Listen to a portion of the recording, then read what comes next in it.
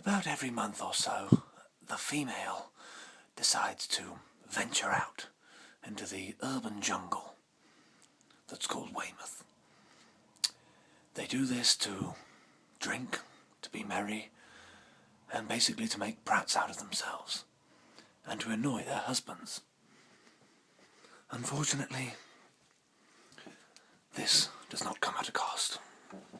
Let's go and find out how this female is feeling this morning.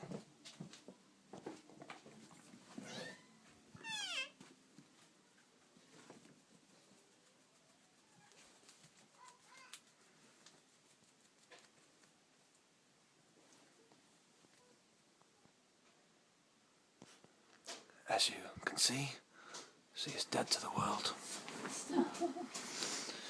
She will be unavailable to do almost any housework today. The hoovering's gone.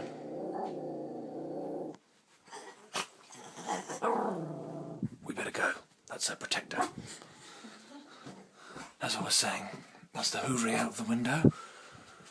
She'll be unable to care for her children properly, which will mean I will have to do it. That's something I'm not very keen on. And basically it's just caused a whole lot of problems here.